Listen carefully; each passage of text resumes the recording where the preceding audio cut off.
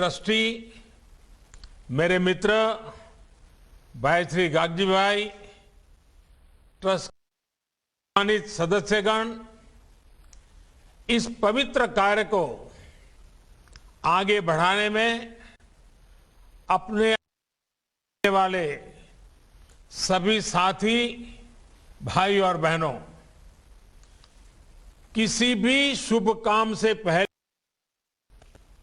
हमारे यहां गणेश पूजन की परंपरा है और सौभाग्य से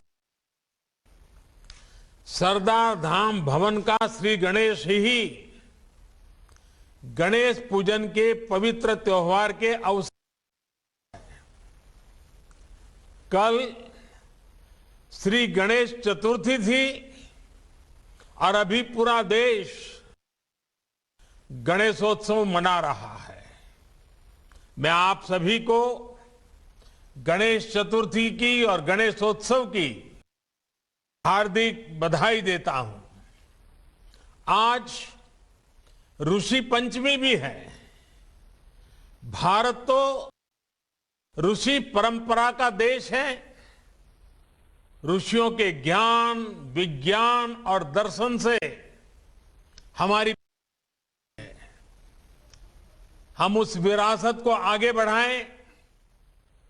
हमारे वैज्ञानिक, हमारे चिंतक पूरी मानवता का मार्गदर्शन करें।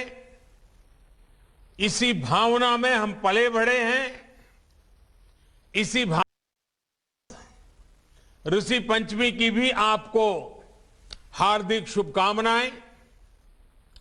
ऋषि मुनियों की परंपरा हमें बेहतर मनुष्य बनने की ऊर्जा देती है। इसी भावना के साथ के बाद जैन परंपरा में हम क्षमावाणी दिवस मनाते हैं, मिच्छामी हैं। मेरी तरफ से भी आपको, देश के सभी नागरिकों को मिच्छामी दुक्कड़म। ऐसा पर्व है, ऐसी परंपरा है, अपनी गलतियों को स्वीकार करना, उनका शोधन करना, बेहतर करने का संकल्प लेना, ये हमारे जीवन का हिस्सा होना चाहिए। मैं सभी देशवासी और सभी भाइयों बहनों को इस पवित्र पर्व की भी अनेक अनेक शुभकामनाएं देता हूं। महावीर के श्री चरणों में नमन करता हूं। मैं हमारे प्रेरणा स्रोत लौह पुरुष में भी प्रणाम करता हूं, उन्हें अपनी श्रद्धांजलि अर्पित करता हूं। मैं सरदार धाम ट्रस्ट से जुड़े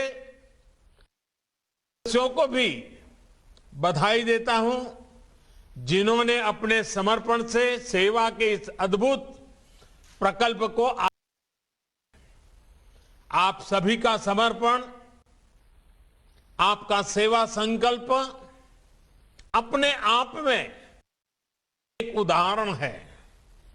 आपके प्रयासों से आज सरदार धाम के इस भव्य भवन के लोकार्पण के फेज 2 कन्या छात्रालय का भूमि पूजन भी हुआ है। स्टेट आधुनिक संसाधनों से युक्त कन्या छात्रालय, आधुनिक लाइब्रेरी, ये सभी व्यवस्थाएं अनेकों युवाओं को सशक्त करेगी। एक और एंटरप्रेन्योर डेवलपमेंट सेंटर के जरिए गुजरात की समृद्ध व्यापारिक पहचान को मजबूत कर रहे हैं, तो वहीं सिविल सर्विस सेंटर के जरिए उन युवाओं को नई दिशा मिल रही है जो या डिफेंस और जुडिशियल सर्विसेज में जाना चाहते हैं। पाटीदार समाज के युवाओं के, गरीबों और विशेषकर महिलाओं के सशक्तिकरण पर आपका जो जोर है वो वाकई हॉस्टल की सुविधा भी कितनी ही बेटियों को आगे आने में मदद करेगी। मुझे पूरा भरोसा है कि सरदार धाम न केवल देश के भविष्य निर्माण का बल्कि आने वाली पीढ़ियों को सरदार साहब के आदर्शों को जीने की प्रेरणा। और एक बात भी कहना चाहूंगा, आज हम आजादी का अमृत महोत्सव मना रहे हैं। सरदार साहब के आदर्शों को जीने की प्रेरणा भी देगा।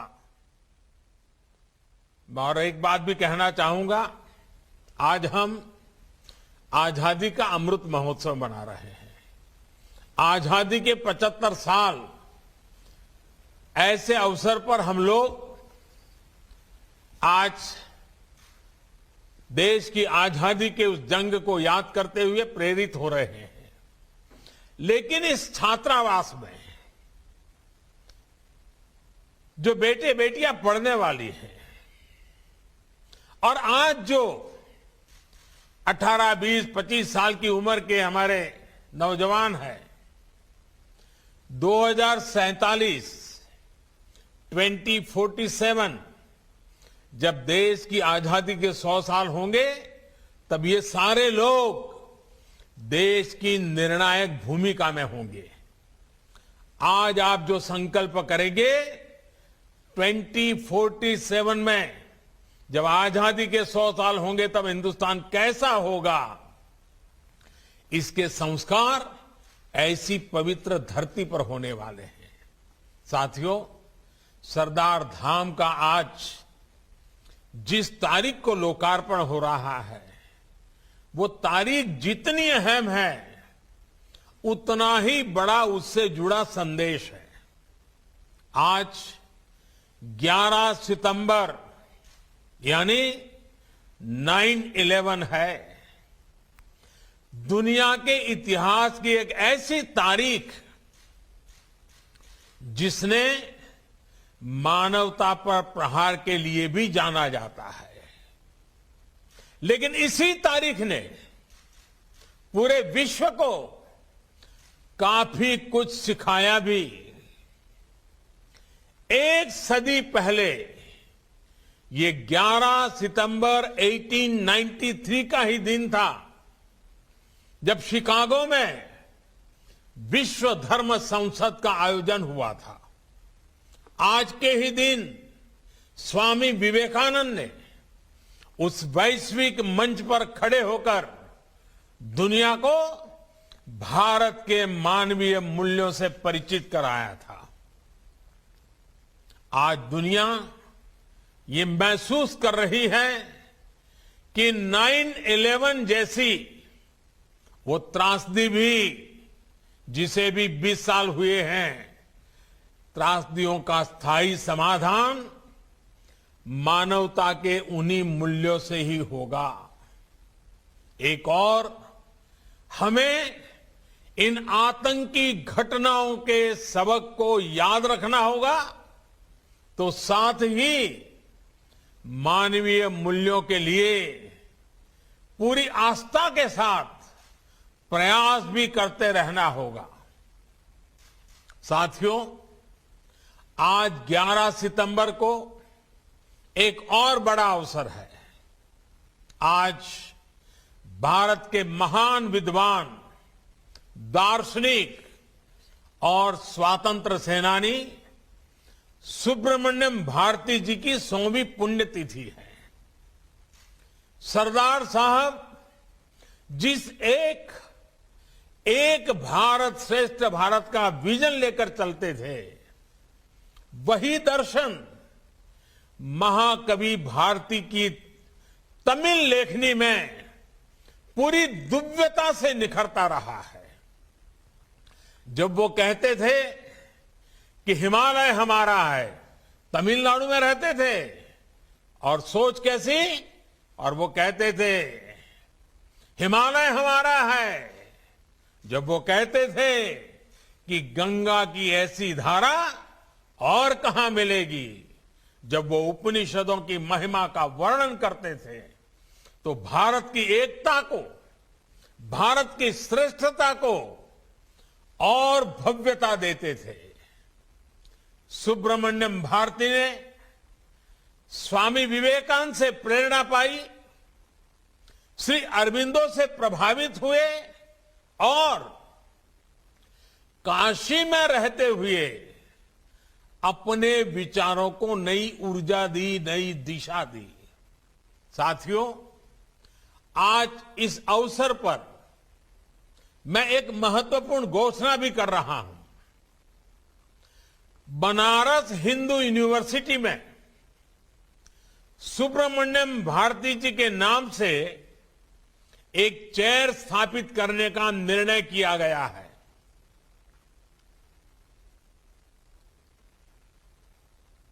तमिल स्टडीज, तमिल भाषा समृद्ध भाषा है, विश्व की सबसे पुरातन भाषा है और हम सभी हिंदुस्तानियों के लिए गर्व की बात है।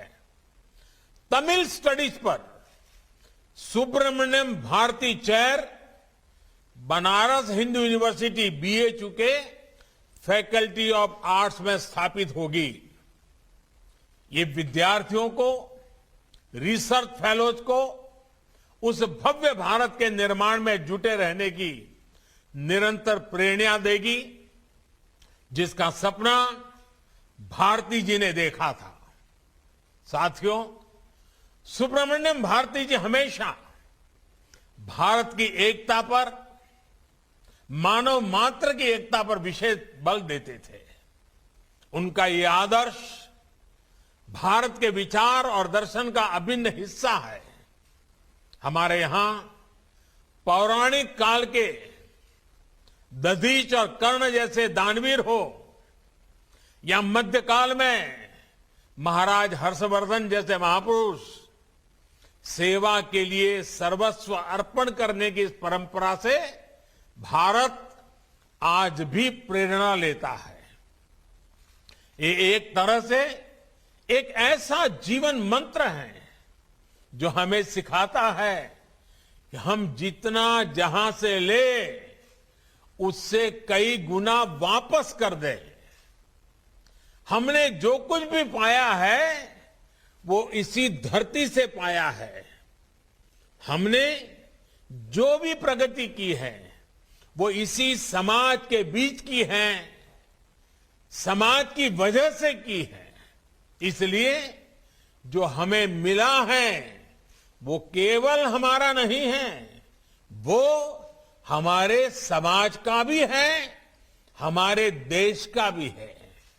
जो समाज का है वो हम समाज को लौटाते हैं और समाज उसे कई गुना करके फिर हमें और हमारी अगली पीढ़ियों को वापस दे देता है। एक ऐसा ऊर्जा चक्र है, ऐसा एनर्जी साइकिल है जो हर एक प्रयास के साथ तेज होता जाता है। आज आप इसी ऊर्जा चक्र को और गति दे रहे हैं।